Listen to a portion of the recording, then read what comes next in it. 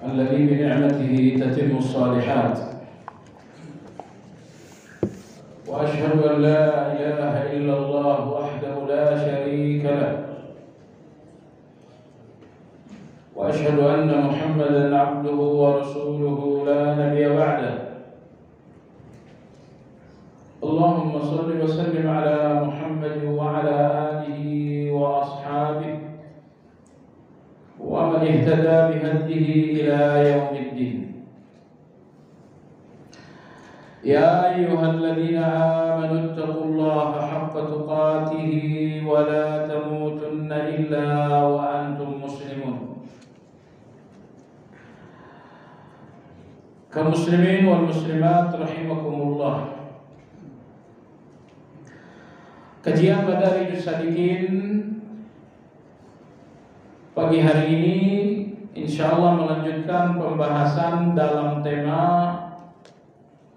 3 kehalusan di dalam rahasia taubat, lataifu asrarit taubat. Ini telah kita mulai pada beberapa pertemuan yang lalu,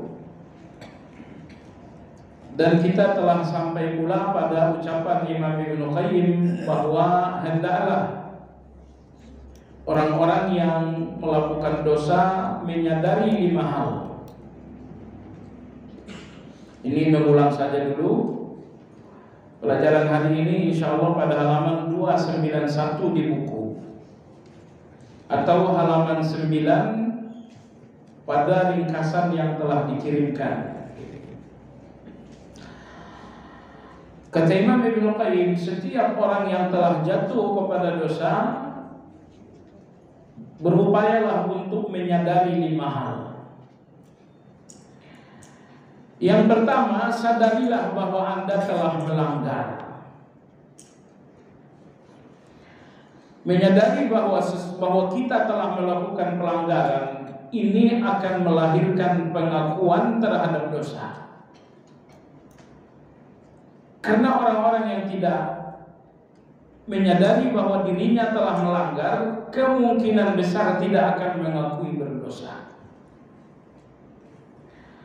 Padahal pengakuan dosa bagian dari taubat. Anda lihat Nabi Adam alaihissalam setelah beliau berdosa, hal pertama dilakukan oleh Nabi Adam alaihissalam adalah pengakuan berdosa. Rabbana zalamna anfusana. Ya Allah, kami benar-benar telah berbuat zalim terhadap diri kami, alias dosa. Nabi Yunus alaihissalam ketika beliau telah dibuang oleh penghuni kapal, diterkam oleh ikan besar, beliau sadar dengan dosa. Sadar terhadap dosa akhirnya membuat Yunus alaihissalam mengakui dosa. La ilaha illa anta subhanaka inni kuntu minadh dhalimin. Inni kuntu minadh dhalimin. Aku benar-benar orang-orang yang telah melakukan kezaliman. Orang-orang yang tidak menyadari dosa, mereka enggak akan mengakui dosa. Bahkan orang-orang yang tidak sadar berdosa akan relatif membenarkan dosa-dosa. Ini sangat berbahaya. Ketika Anda berdosa dan Anda sibuk membenarkan, sibuk mencari pembenaran-pembenaran. Saya darurat, saya A, saya B. Anda sibuk mencari pembenaran-pembenaran. Pembenaran-pembenaran Anda terhadap dosa karena Anda nggak sadar bahwa Anda telah melanggar. Ini pertama. Nomor 2, kata Imam Ibnu Qayyim, setiap orang yang berdosa usahakan menyadari ancaman. Setelah Anda mengakui berdosa, sadarilah ancaman Allah atas dosa Anda. Kalau Anda orang yang suka ghibah, ancaman Allah Subhanahu wa taala melalui Rasulullah, kemungkinan aib Anda akan dibongkar oleh Allah. Kalau Anda orang yang masih nekat makan riba, ancaman Allah bahwa Anda akan dilaknat, dikutuk, dan kemungkinan kekayaan Anda akan hancur. Kalau orang-orang yang berdosa menyadari ancaman-ancaman Allah atas dosa yang dia lakukan, maka dia akan melihat dosa dengan ketakutan.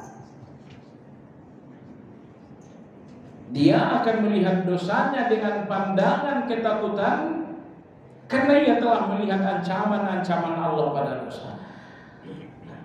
Dosa dalam agama kita ada dua, dosa besar dan dosa kecil. Apa yang membedakan dosa besar dan dosa kecil? Semua dosa kecil dilarang tanpa menyebutkan ancaman. Misalnya, orang-orang yang membuka pandangannya terhadap yang haram, melihat lawan jenis berlama-lama, dilarang dalam agama kita. Tapi apa ancaman Allah bagi pelaku hal seperti ini? Ancamannya secara definitif tidak ada. Maka ini dinamakan dengan dosa. Ini dinamakan dengan dosa besar, dinamakan dengan dosa kecil. Adapun dosa-dosa yang disertai dengan penjelasan ancaman, semuanya adalah dosa besar. Misalnya kalian makan riba, kalian akan dikutuk, harta kalian akan hancur. Dosa disertai dengan ancaman, ini dinamakan dengan dosa besar. Baik, Imam Ibnu Qayyim rahimahullah mengatakan, sadari ancaman Allah di setiap dosa-dosa Anda, niscaya Anda akan melihat dosa dengan pandangan rasa takut. Kesadaran yang ketiga, kata Imam Ibnu Qayyim, orang-orang yang telah berdosa, coba Anda sadari, Anda renungkan, kenapa Allah biarkan Anda jatuh dalam dosa? Allah mampu menghalangi Anda tidak berdosa, tapi Allah abaikan saja dan akhirnya Anda jatuh kepada dosa. Selanjutnya Imam Ibnu Qayyim mengatakan, orang-orang yang merenungi dosanya, merenungi dalam arti hikmah, kenapa Allah membiarkannya jatuh kepada dosa? Kata Imam Ibnu Qayyim, dia akan menemukan 9 ma'rifatullah di dalam dosa.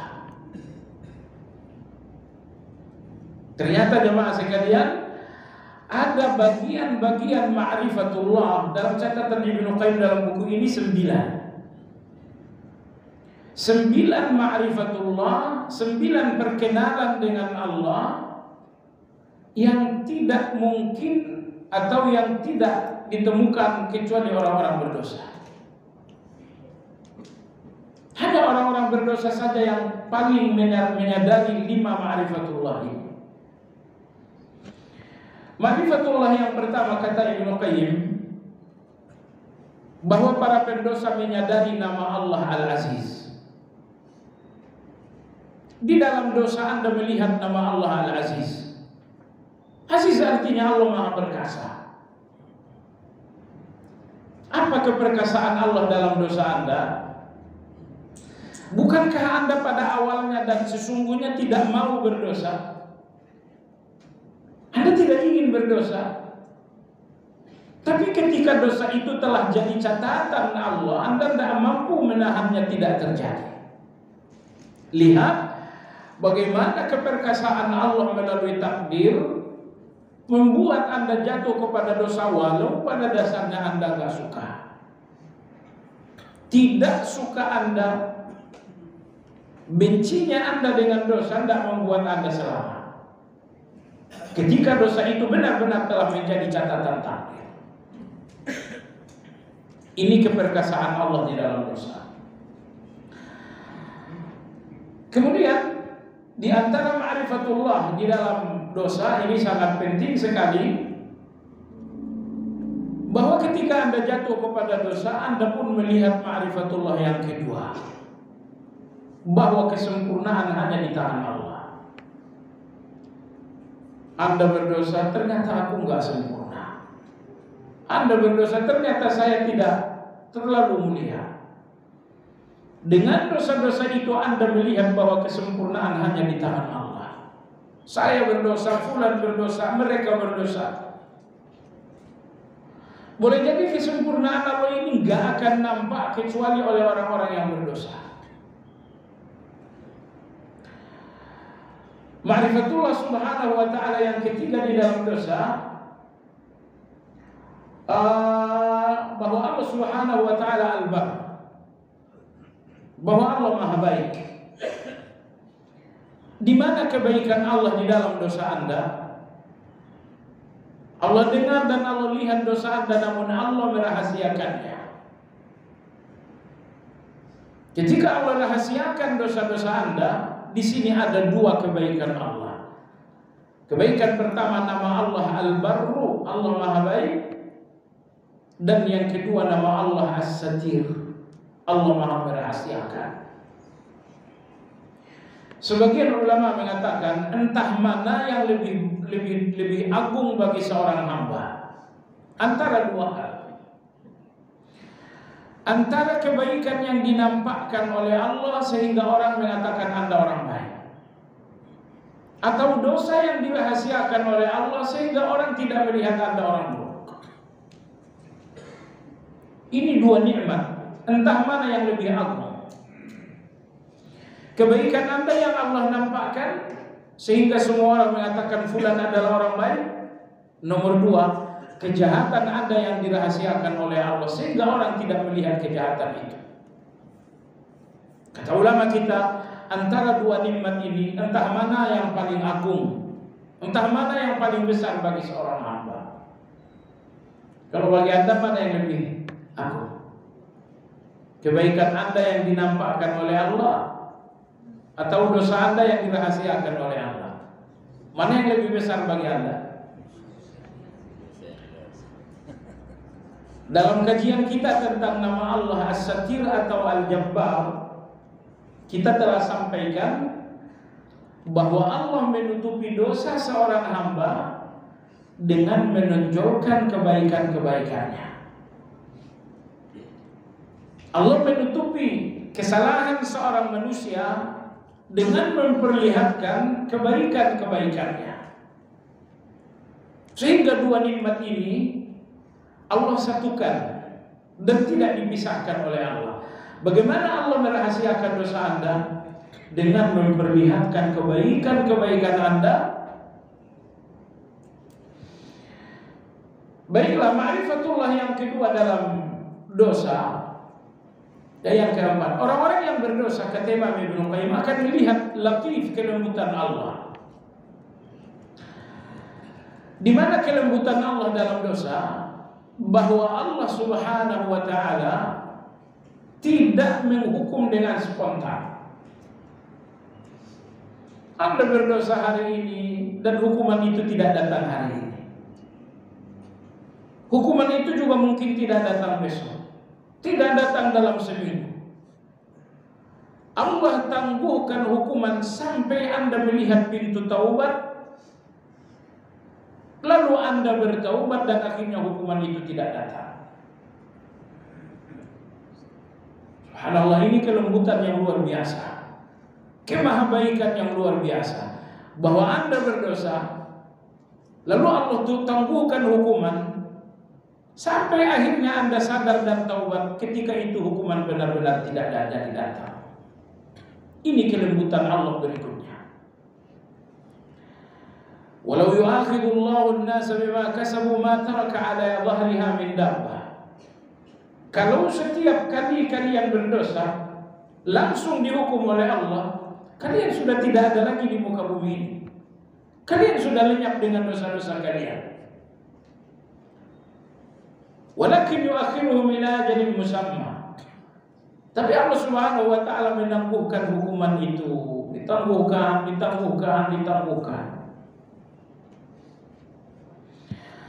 Jemaah sekalian yang saya hormati,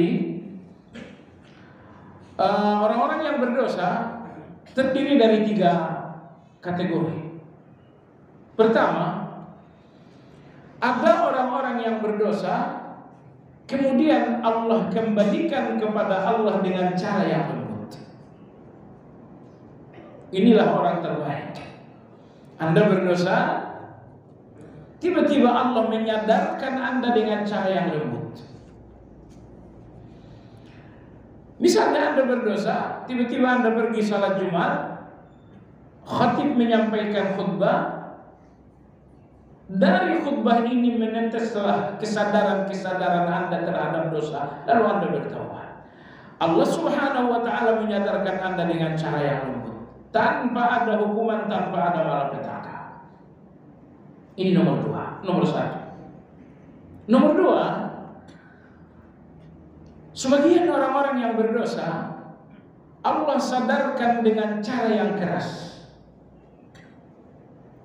Lama di dalam riba, bertahun-tahun dalam riba, akhirnya Allah datangkan malapetaka, hancur kekayaan sehancur-hancurnya, barulah kemudian sadar. Ini tipe yang kedua. Orang-orang yang disadarkan oleh Allah dengan cara yang keras. Nomor 3 adalah manusia paling malang. Orang-orang yang diabaikan saja oleh Allah. Dia berdosa, tidak disadarkan Allah dengan cara yang lembut, tidak pula disadarkan oleh Allah dengan cara yang kasar, sehingga ia terus-menerus berdosa, terus-menerus berdosa, terus-menerus berdosa. Akhirnya kematian datang dalam keadaan ia tidak keluar dari dosa. Ini orang yang ketiga. Makanya di antara doa yang disebutkan ulama kita, tapi tidak ada dalam hadis, ulama kita sering berdoa, Allahumma ruddani ilaika raddan jamila. Ya Allah, kembalikan aku kepadamu dengan cara yang lembut. Ya Allah, aku banyak dosa, kembalikan aku kepadamu dengan cara yang lembut. Baik jemaah sekalian, ada yang dikembalikan oleh Allah kepada Allah, disadarkan oleh Allah dengan cara yang lembut, dan ada orang yang disadarkan oleh Allah dengan cara yang kasar. Orang-orang yang kemudian dijatuhkan oleh Allah dalam kesulitan, orang-orang yang dibanting oleh Allah dalam berbagai tumpukan hutang piutang. Tapi ini semuanya hanya untuk menyadarkan. Inilah golongan yang kedua. Orang-orang yang disadarkan oleh Allah dengan cara yang.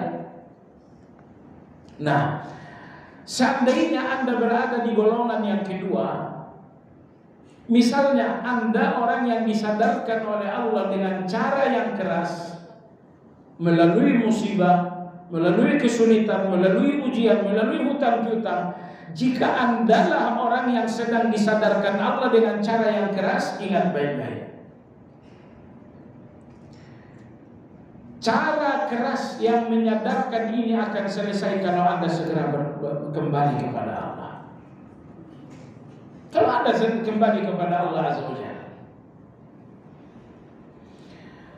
Misalnya setelah Allah Subhanahu wa taala jatuhkan Anda dalam kesulitan, berlama-lama dalam kesulitan, dan akhirnya Anda pun rendah hati. Ya Allah, pasti aku ada salah. Dulu sewaktu banyak uang, sering sekali konflik dengan orang. Ya, banyak orang seperti itu. Setelah ada uang, hati menjadi keras, seringlah terjadi konflik dengan orang. Konflik dengan bulan, konflik dengan bulan, entah berapa kali konflik gara-gara urusan uang. Seandainya Anda mengalah, tidak akan terjadi konflik. Tapi uang, serakah, membuat seseorang keras hati, tidak lagi ada sikap mengalah, maka sebentar-sebentar konflik, sebentar-sebentar konflik. Akhirnya Allah Azza wa Jalla menghilangkan uang Anda, seolah-olah menutup mata usaha Anda pun hidup dalam kesulitan hanya untuk Allah menyadarkan Anda dengan cara itu. Seandainya Anda rendah hati dan mengaku di depan Allah bahwa Anda telah melakukan kesalahan, kesulitan ini akan berakhir. Hutang piutang ini akan selesai. Allah tidak menguji Anda untuk menyakiti. Allah hanya sedang menyadarkan Anda dengan cara yang keras. Karena beberapa dosa tidak bisa disadarkan kecuali dengan cara yang keras. Siapa mereka? Orang-orang yang telah keras hati dalam dosa biasanya tidak akan sadar kecuali dengan cara yang keras. Orang-orang yang telah keras hati dalam dosa biasanya tidak akan sadar kecuali dengan hukuman, dengan azab, dengan malapetaka. Nah, apabila malapetaka itu telah datang menyadarkan dan Anda pun sadar mengaku bertaubat, malapetaka Anda selesai. Kemudahan akan kembali datang. Tapi sekali lagi jemaah sekalian, kalau Anda terus-menerus membela diri, apalagi merasa diri orang yang bertakwa, berdosa, dihukum oleh Allah, lalu Anda merasakan Anda diuji ketakwaan. Diuji ketakwaan. Padahal Anda sedang dihukum oleh Allah SWT. Baik jemaah sekalian, kita lanjutkan. Ma'rifatullah berikutnya di dalam dosa, Anda akan melihat bahwa Allah Al-Ghafur dan Al-Ghaffar, Allah Al-Afu dan Allah At-Tawwab. Ini 4 nama Allah, Ghafur, Ghaffar, Tawwab, Afu. Keempat nama ini tidak ditemukan kecuali di dalam dosa. Seandainya Anda tidak berdosa, manusia tidak berdosa, nama-nama Allah ini akan hilang. Allah tidak lagi memiliki nama Ghafur, Ghaffar, Afu dan Tawwab. Dan itu nggak mungkin terjadi. Ma'rifatullah berikutnya di dalam dosa jemaah sekalian. Ini yang ingin kita masuki hari ini. Pelajaran hari ini pada halaman 291. Hikmah berikutnya dalam dosa maksudnya adalah untuk menyempurnakan 4 kerendahan hati. Ini pada halaman 291. Di antaranya sang hamba tidak ingin bermaksiat kepada Tuhannya semata-mata karena merupakan apabila ia menyaksikan berbagai hukuman dan menjadikannya sebagai halaman 292 deh. Halaman 2 halaman 294 maksud saya. Halaman 2 mulai dari halaman 293 di bawah. Di antara hikmah dosa, ma'rifatullah Anda di dalam dosa, di antaranya menyaksikan bahwa dia menyempurnakan untuk hambanya berbagai tingkatan kerendahan, kehinaan dan ketidakberdayaan. Sekarang masuk halaman 294. Kata Imam Ibnu Qayyim, ketika Allah membiarkan hambanya berdosa, Allah tidak lagi menggenggamnya dengan taufik. Antara lain kata Ibnu Qayyim, karena Allah ingin menyempurnakan 4 kerendahan dalam diri seorang hamba. Jati diri seorang hamba adalah rendah. Tidak boleh seorang hamba keluar dari jati diri yang asli, yaitu rendah. Tapi kadang-kadang hamba yang sering tak tahu diri ini meninggikan diri dengan uang, meninggikan diri dengan jabatan. Imam Ghazali rahimahullah mengatakan ada 7 yang biasa menjadi penyebab orang meninggikan diri. Ada yang meninggikan diri disebabkan karena ibadah. Saya bertakwa, ini apa ini berdosa? Saya ini ahli sunnah, apa ini ahli bidah? Bersyukurlah kalau Anda ahli sunnah tanpa merendahkan orang lain. Antara syukur dan takabur kadang-kadang bedanya sangat tipis. Syukur Anda sadari nikmat tanpa merendahkan siapapun. Takabur bahwa Anda melihat nikmat sambil Anda merendahkan orang lain. Saya sunnah, ini pelaku bidah, ini pintu neraka ini samping saya. Anda melihat diri Anda di dalam tauhid dan melihat semua orang hancur dalam syirik. Jemaah sekalian, cukuplah Anda melihat nikmat dalam diri Anda tanpa menilai orang lain. Cara-cara Anda menilai orang lain menunjukkan bahwa nikmat ini takabur dalam hati Anda. Orang-orang yang baik, orang-orang yang berhati bersih, ketika mereka melihat nikmat ketaatan dalam diri mereka dan melihat dosa pada orang lain, mereka melihat dosa orang lain seperti melihat musibah pada orang lain. Sebulan ini makan riba, saya tidak melihatnya sebagai pendosa dalam hal ini yang mesti dimarahi, dibenci, tapi saya melihat musibahnya, dosanya adalah musibah baginya. Kalau Anda melihat dosa-dosa orang lain bagaikan melihat musibah, maka Anda melihat orang-orang yang berdosa itu dengan kasih sayang. Sayangnya Anda tidak melihat dosa orang lain sebagaimana melihat musibah, sehingga dosa orang lain ini tidak membuat Anda sayang dan cinta kepada mereka. Ini hal pertama yang membuat seorang meninggikan diri, ibadah. Anda zikir pagi, zikir petang, dan kawan Anda selesai sholat langsung keluar. Mestinya Anda nggak perlu menilai orang lain. Tapi kadang-kadang setan ingin merusak amal, maka setan menggunakan amal ini sebagai celah untuk Anda merendahkan orang lain. Ini yang nomor satu. Nomor dua, kadang-kadang manusia meninggikan diri disebabkan karena ilmu. Disebabkan karena ilmu.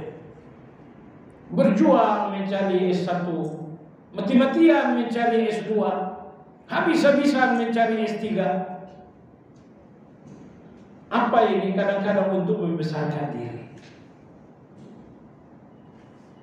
Itu di kalangan akademisi. Tapi di kalangan kita penuntut ilmu ini juga nggak kalah juga. Kita yang hanya ngaji 3 kali seminggu, 4 kali seminggu, ya, lalu dengan mudahnya kita mengatakan, oh fulan ini awam, nggak ngerti apa-apa. Nggak usah menilai orang lain. Syukuri saja nikmat yang ada dalam diri Anda tanpa Anda merendahkan orang lain. Ya susah kalau orang masih awam. Jemaah sekalian yang saya hormati, hati-hati. Ini hal kedua manusia jadi sombong, meninggikan diri, yaitu ilmu, yaitu pendidikan. Hal ketiga yang membuat manusia menyombongkan diri adalah fisik yang bagus. Hidungnya mancung, matanya luar biasa, pipinya, postur tubuhnya. Karena ototnya bagus, kemana-mana pakai kaos ketat gitu kan. Ototnya bagus. Sudah nge-gym rupanya bangsa 5 tahun, kebentuklah otot-otot ini seolah-olah tidak ada baju yang longgar. Semuanya baju sempit ke mana-mana. Salaman ke orang lain, wah, pakai otot itu. Ini kesombongan yang ketiga. Orang meninggikan diri disebabkan karena kesempurnaan fisik.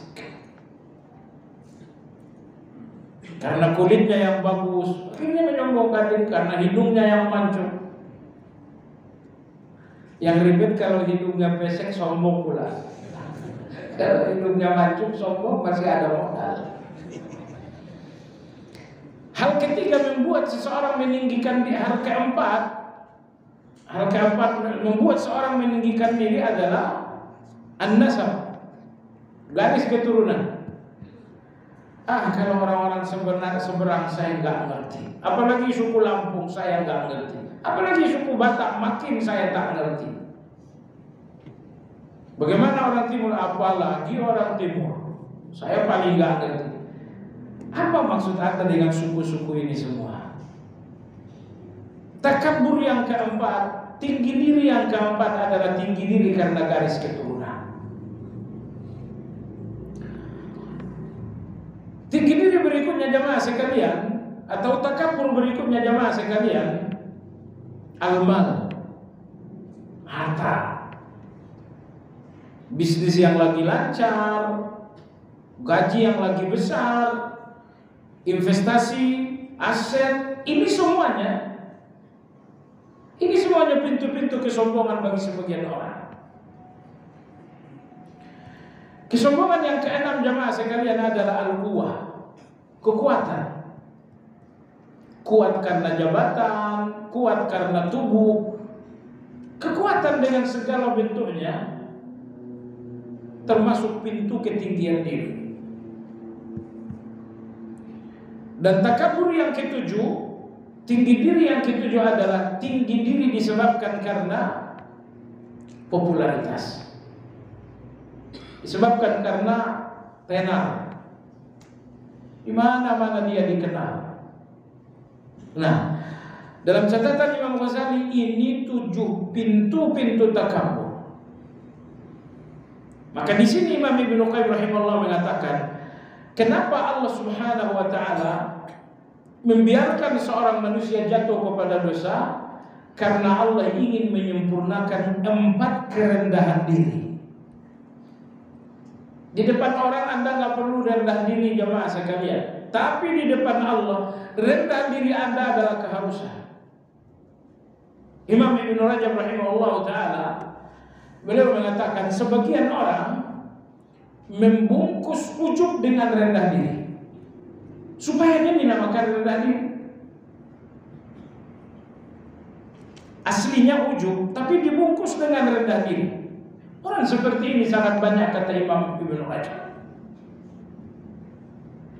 Misalnya dia baca Quran dalam satu hari anggaplah 5 juz, tapi ketika bicara dengan kawan, nggak seberapa, cuman sedikit. Dia mencoba merendah, tapi supaya orang mengatakan dia rendah diri. Jadi kata Ibnu Rajab al-Hambali, ada orang-orang, bahkan banyak orang-orang yang menampakkan rendah dirinya supaya dipuji rendah diri. Cuma sekalian, ilmu hati ini ilmu yang sangat halus. Ya, maka hati-hatilah dengan rendah diri yang Anda nampakkan. Karena orang yang menampakkan rendah diri adalah orang yang ingin mendapatkan nilai rendah diri dari manusia. Baik jemaah sekalian, kerendahan diri yang pertama di dalam dosa, Anda lihat 2 halaman 294. Ini adalah kerendahan diri yang mustarakah, kerendahan diri yang bersifat umum. Apa itu rasa rendah diri karena rasa butuh?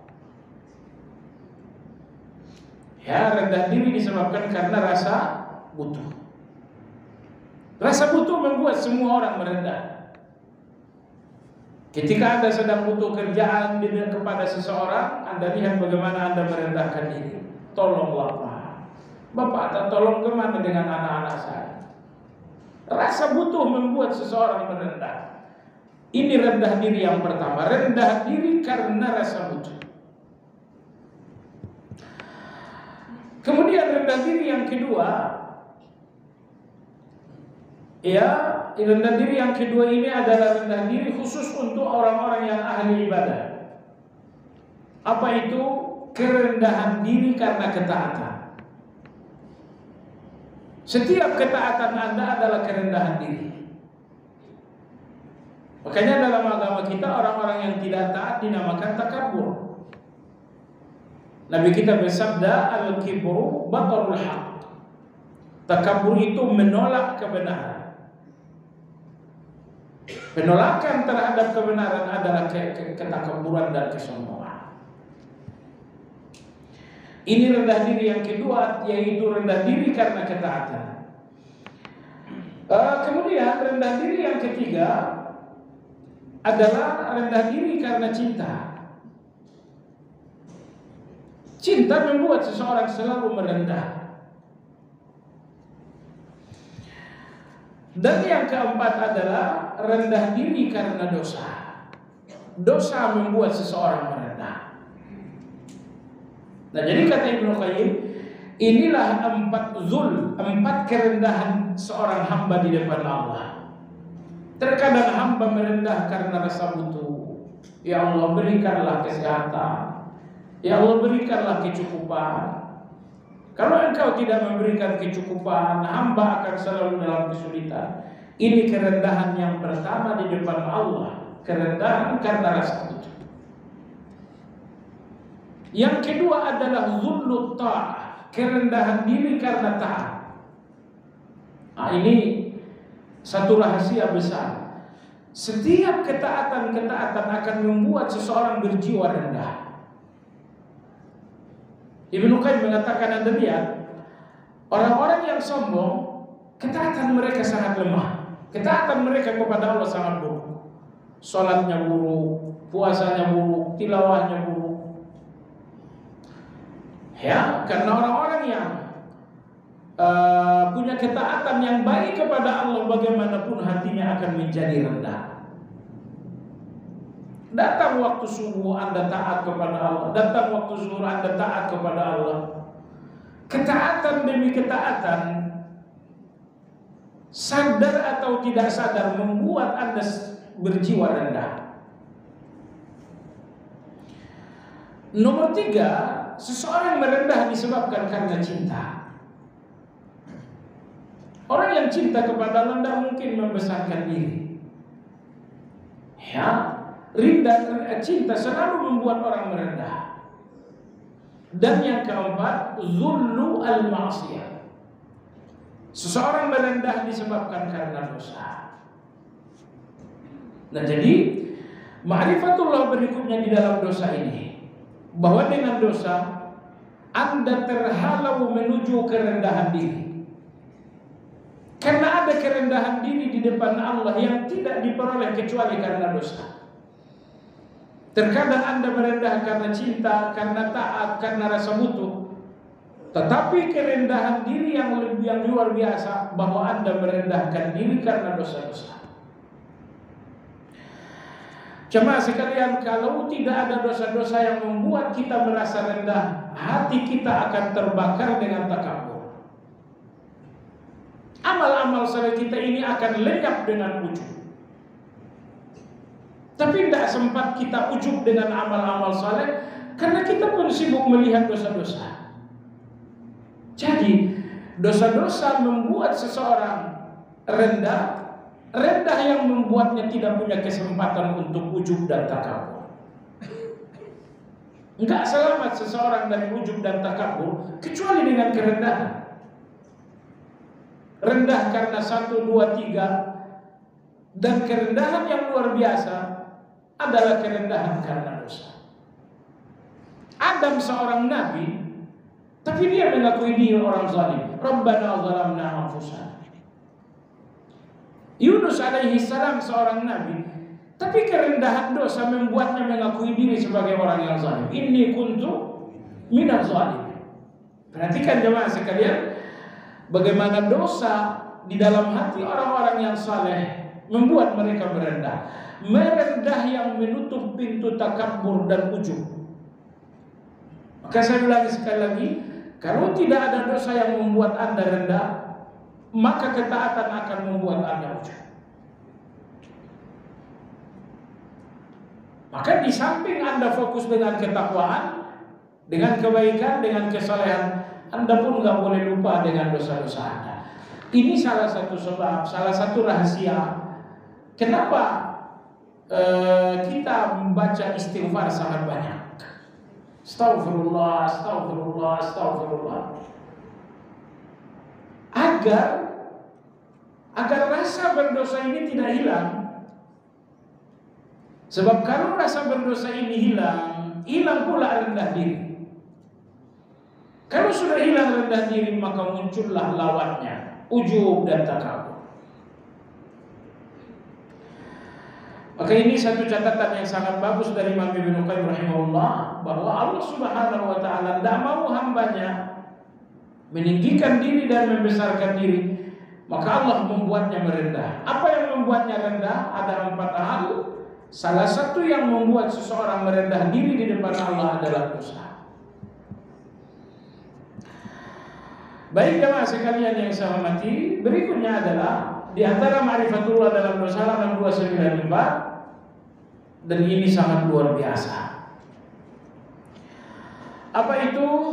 Kata beliau bahwa nama-namanya yang sangat baik, menghendaki hasil-hasilnya sebagaimana sebab yang sempurna menghendaki akibat-akibatnya. Nama As-Sami' Al-Basir dan selanjutnya. Maksud Ibnu Qayyim apa? Nama Allah bukan sekedar nama, tetapi nama-nama Allah memiliki konsekuensi. Misalnya nama Allah As-Sami' Maha mendengar. Allah Maha mendengar berarti ada objek yang didengar. Allah Maha melihat berarti ada objek yang terlihat. Nah, karena semua nama-nama Allah memiliki konsekuensi, dan itulah yang membuat pendosa-pendosa ini takut. Apa yang membuat pendosa takut untuk ghibah? Mereka sadar bahwa Allah Maha mendengar, dan ghibah ini bagaimanapun akan sampai pada pendengaran Allah. Orang-orang yang berniat dosa ini gagal berdosa karena mereka tahu bahwa Allah Maha melihat, dan penglihatan Allah ini bagaimanapun akan jatuh pada perbuatannya. Nama Allah yang sangat agung, bahkan kata Imam Ibnu Qayyim, ada 4 nama yang merupakan kunci ma'rifatullah. 4 nama kunci ma'rifatullah ini akan dibahas dalam buku ini, dalam pembahasan tentang Al-Faqah. Karena keempat nama ini sangat agung, berbeda dengan yang lain, punya spesial daripada yang lain. Akhirnya Ibnu Qayyim sengaja menulis buku khusus membahas 4 nama ini. Namanya Thariqul Hijratain wa Babus Sa'adatain. Tetapi buku ini sebetulnya diringkas oleh Ibnu Qayyim dari kitab Madarijus Salikin. Yang artinya kalau kita terus belajar Madarijus Salikin, Babul Hijratain itu akan kita temukan di buku ini. Intinya beliau membahas 4 nama: Al-Awwalu Wal-Akhiru Wal-Zahiru Wal-Batin. Apa kesimpulan dari 4 nama ini? Imam Ibnu Qayyim rahimahullah mengatakan, Al-Awwal Wal-Akhir menunjukkan ihatah zamaniyah. Al-Zahir Wal-Batin menunjukkan ihatah makaniyah. Apa maksudnya? Maksudnya kata Imam Ibnu Qayyim, Allah Subhanahu wa ta'ala tidak pernah terbatasi waktu dengan hambanya, karena dia adalah Al-Awwal Wal-Akhir. Anda terbatas waktu dengan Nabi Nuh, Anda terbatas waktu dengan Nabi Ibrahim, Anda terbatas waktu dengan Nabi Musa. Tetapi Allah adalah Al-Awwal Wal-Akhir, maka tidak ada batas waktu antara Allah dengan semua manusia. Manusia yang pertama Allah melihat mereka, dan manusia yang terakhir Allah pun ada bersama mereka. Maka ketika Allah mengatakan Huwal Awwal Wal Akhir, Allah Maha Awal, Allah Maha Akhir, Allah ingin mengatakan, wahai manusia, tidak ada batas waktu yang memisahku dari kalian. Kalian terpisah dari Nabi Sulaiman, terpisah dengan batas waktu. Tapi Allah Al-Awwal Wal-Akhir tidak pernah terpisah dari manusia dengan batas waktu. Baik. Ketika Allah kemudian menamai dirinya dengan Al-Zahir Wal-Batin, Allah Maha Tinggi, Allah Maha Dekat. Allah Maha Tinggi bersemayam di atas arsy, namun kemahatinggian itu tidak lantas menghilangkan kemahadekatan Allah. Allah Maha Tinggi, namun Allah dekat dengan manusia. Allah Maha dekat dengan manusia, meski Allah Maha Tinggi. Ini namanya ihatah makaniyah, bahwa tidak ada ruang yang membatasi Allah dengan manusia. Kalau Allah dekat, tiada batas dengan manusia, artinya kan tidak ada ruang yang memisah Allah dengan manusia. Maka jemaah sekalian, Al-Awwal Wal-Akhir Wal-Zahir Wal-Batin, kata Imam Ibnu Qayyim, keempat nama ini membuktikan tidak ada batas waktu yang memisah Allah dengan manusia, dan tidak ada batas ruang yang memisah Allah dengan manusia. Kita terpisah dari manusia kadang-kadang bukan karena terpisah karena batas waktu, tapi terpisah karena ruang. Dia di sana, Anda di sini. Anda dan dia berada dalam satu waktu tapi terpisah oleh ruang. Ya kan? Tetapi Anda dengan Nabi Isa terpisah dengan ruang, terpisah dengan waktu. Tetapi Allah Azza wa Jalla, Dialah al-awwal wal akhir, maka tidak ada waktu yang memisah Allah dengan semua hamba. Dialah az-zahir wal batin, maka tidak ada ruang yang memisah Allah dengan manusia.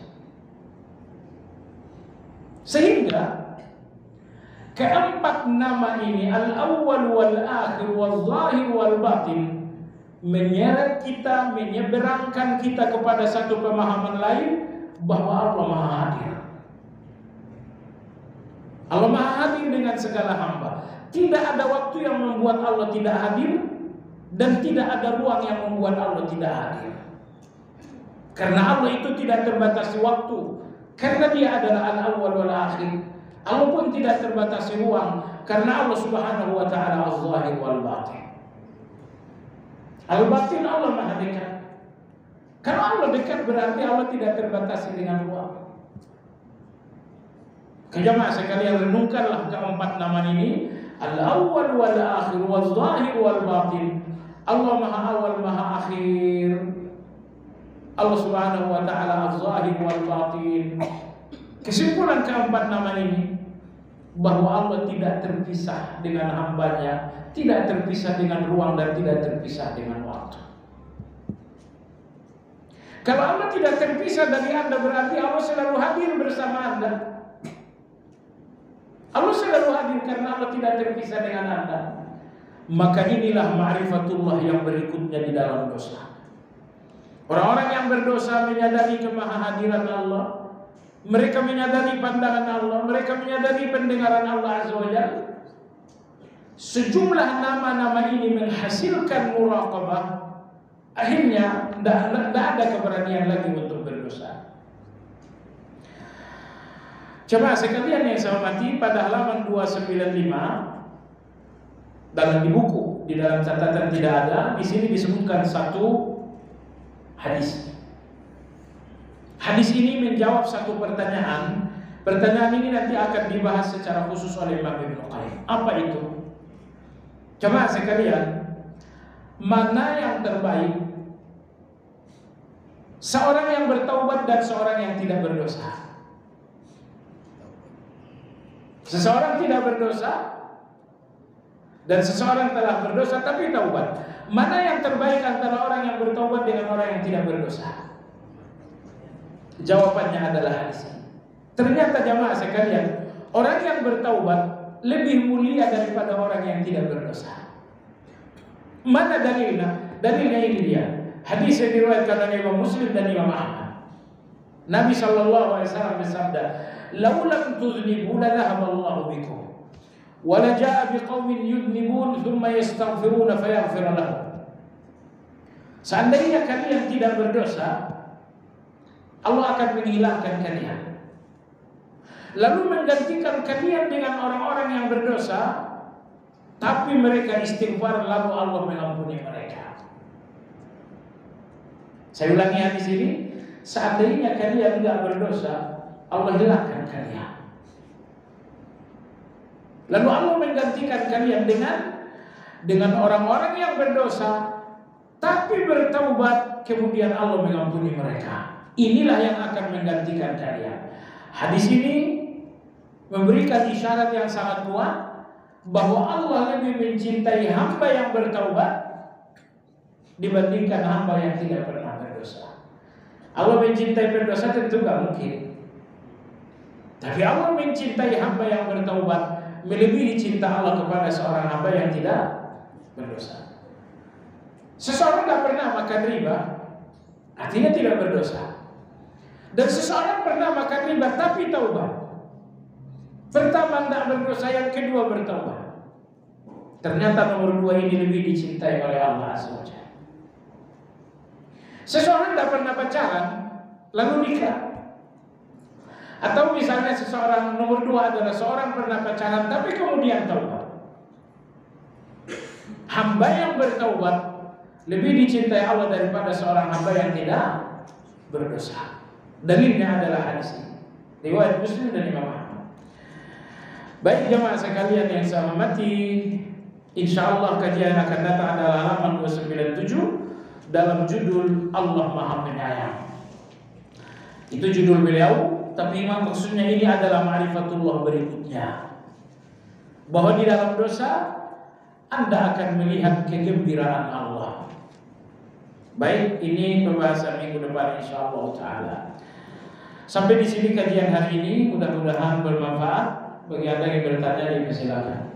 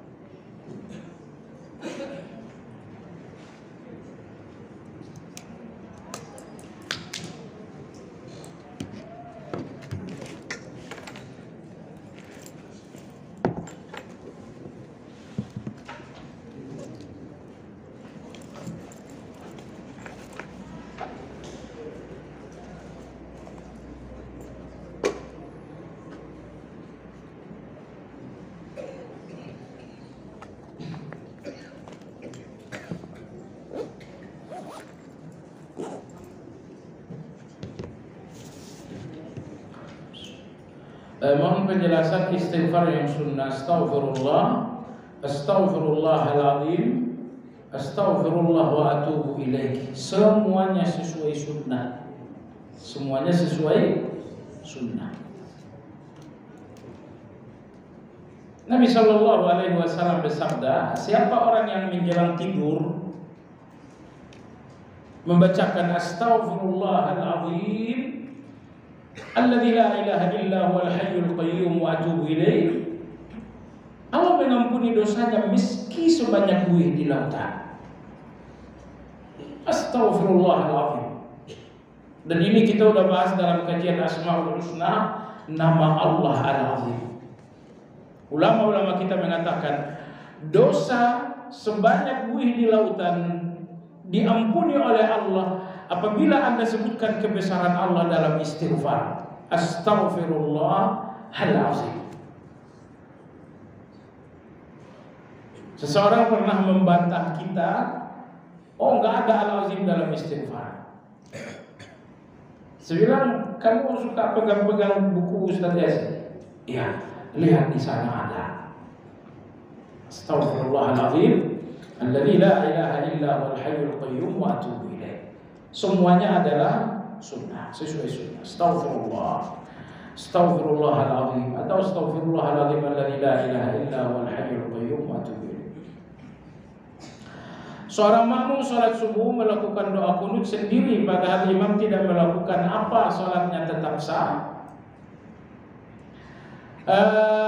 Pertama, makmum ini berdosa karena dia mengabaikan perintah Nabi SAW.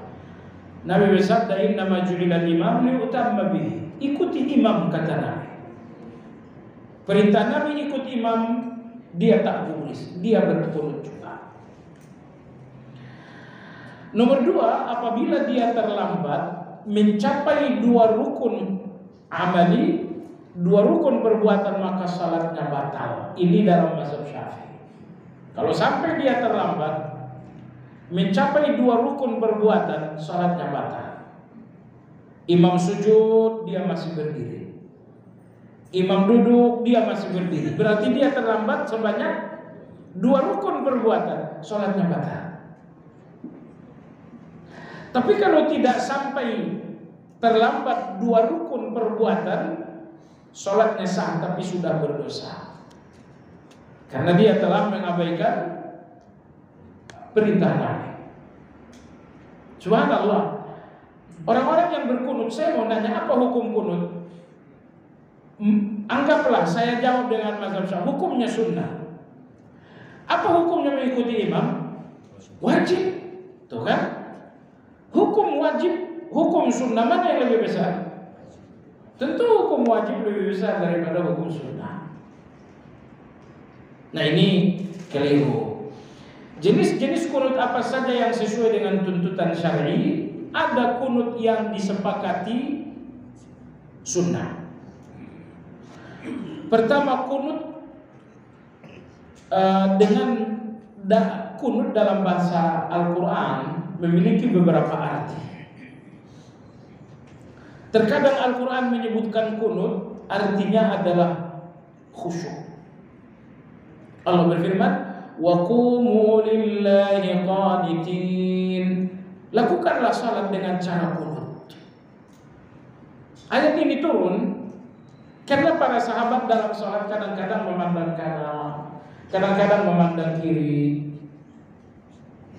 Mereka kadang-kadang sibuk memandang kanan dan kiri, maka turunlah ayat ini menegur mereka, menyuruh mereka agar salat dengan kunut. Yang dimaksud kunut dalam ayat adalah khusyuk. Kunut yang kedua dalam bahasa dalil adalah lama. Dan ini khusus untuk salat subuh.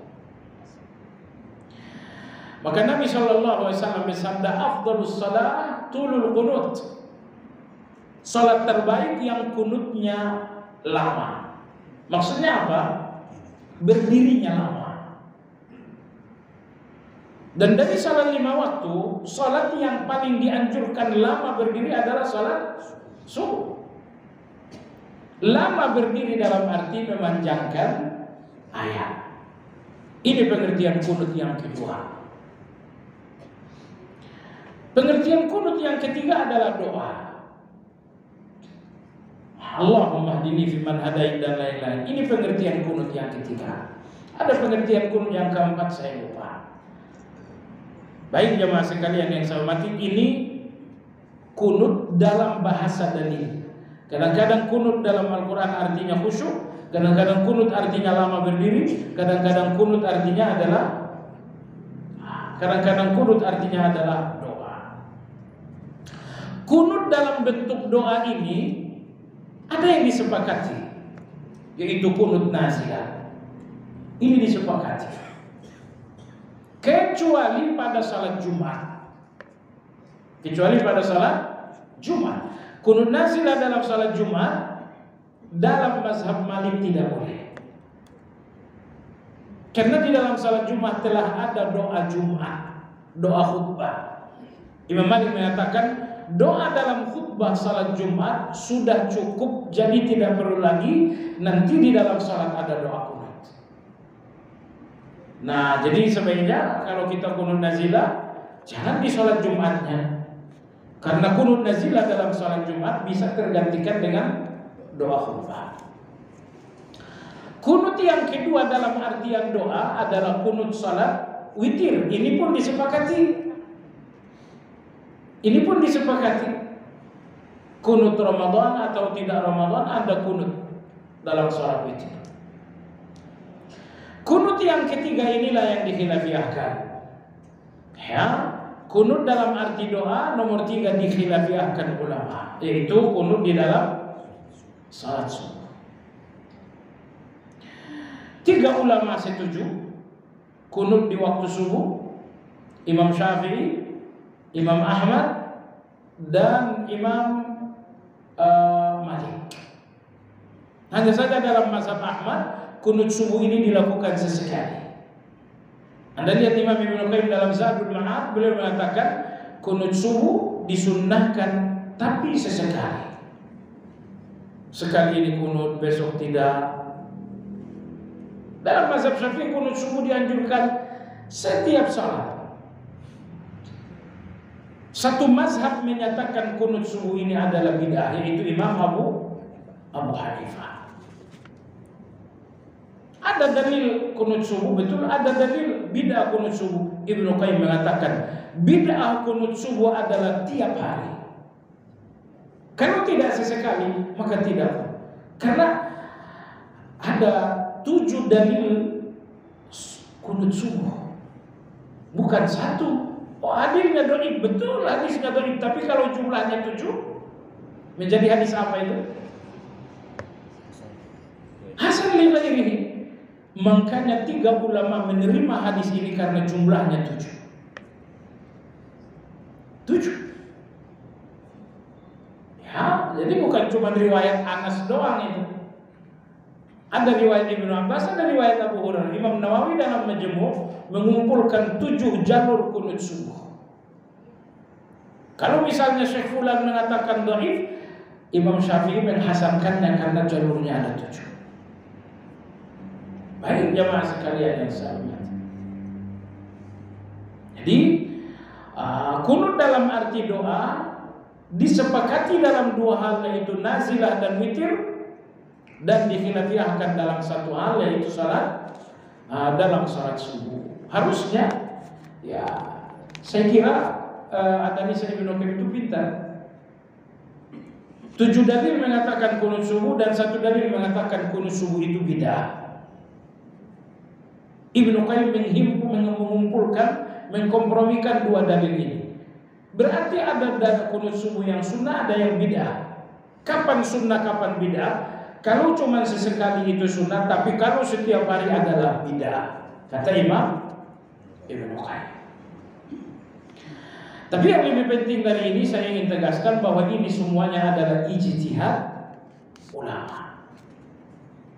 Dan ijtihad ulama itu tidak mengikat siapapun. Ijtihad ulama itu bukan agama. Mohon maaf, saya tambahkan sedikit. Ada hukum yang langsung dari dalil. Inilah din, inilah agama. Hukum yang langsung dari dalil ini 100% benar, nggak mungkin salah. Hukum yang langsung dari ini nggak mungkin ada khilafiahnya. Misalnya kutiba alaikumusiyam, wajib puasa. Wajibnya puasa langsung dari ayat, tidak pakai ijtihad. Ini dinamakan dengan din.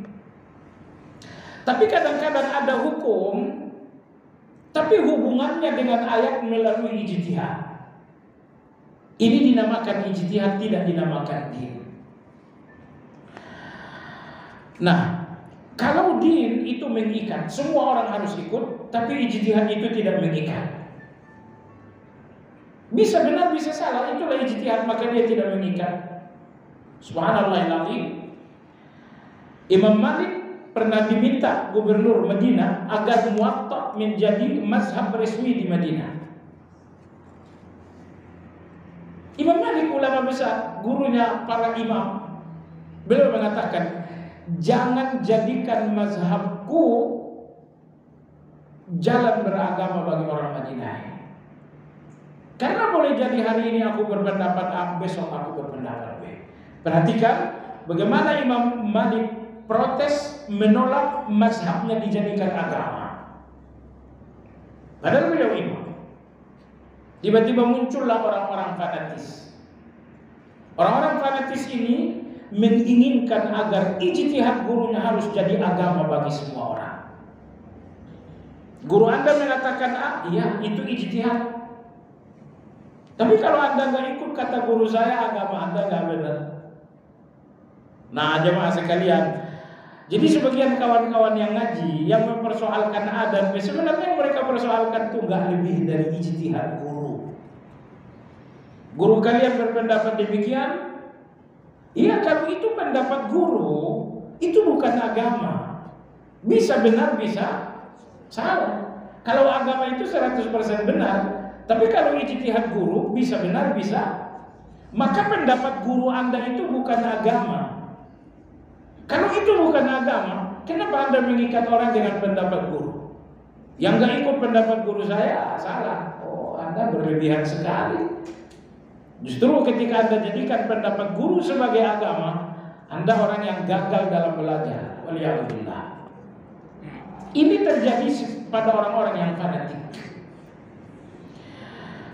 Seseorang yang sholat di mana di pakaian yang digunakannya ada najisnya yang belum dibersihkan secara sempurna, apakah sholatnya tetap sah? Seorang sholat dan di bajunya ada najis. Ada 2 kemungkinan. Kemungkinan pertama, najis ini sedikit atau banyak.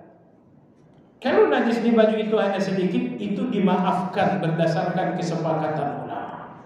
Najis Kategori sedikit dimaafkan.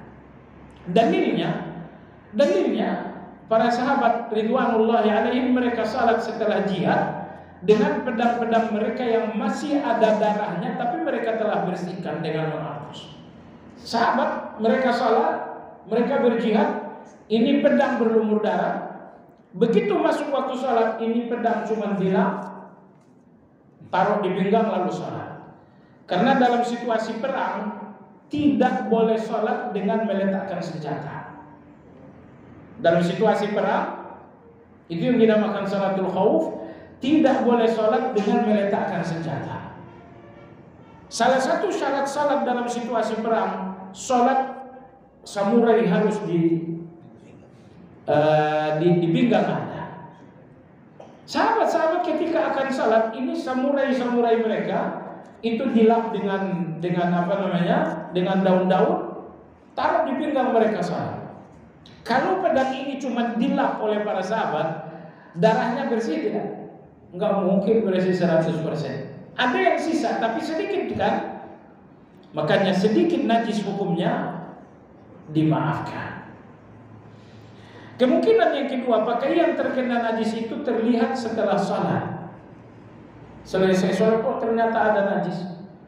Najis yang di pakaian yang terlihat setelah salat diabaikan, karena boleh jadi itu terjadi setelah salat.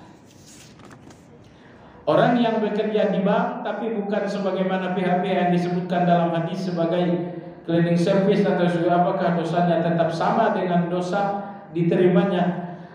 Iya, jadi yang dilaknat dalam riba yang meminjamkan 2 juru tulis, kemudian 2 saksi dan 1 juru tulis. 5 orang ini dilaknat. Selain 5 orang ini tidak dilaknat tapi berdosa. Di mana dosanya? Karena tolong menolong dalam dosa. Oh, saya bukan peminjam, bukan saksi, bukan teller. Saya cuma cleaning service. Saya cuma sampah. Iya. Kalau Anda tidak masuk 5 kategori, Anda selamat dari laknat. Tapi Anda tidak selamat dari dosa membantu. Orang-orang yang saling serang untuk saling bunuh karena salah satu pihak merasa harga dirinya telah diinjak, maka tetap dihukum keduanya masuk neraka jika pihak lain mati terbunuh. Iya, betul. 2 orang kata Nabi, idza taqal muslimani bisayfayhima fal qatil wal maqtul finnar. Apabila 2 orang muslim saling menyerang, mereka bersepakat bertempur, saling serang menyerang, maka yang terbunuh dan dibunuh di neraka. Oh, saya merasa harga diri saya. Iya, kalau harga diri Anda diinjak-injak orang kan hukumannya bukan dibunuh.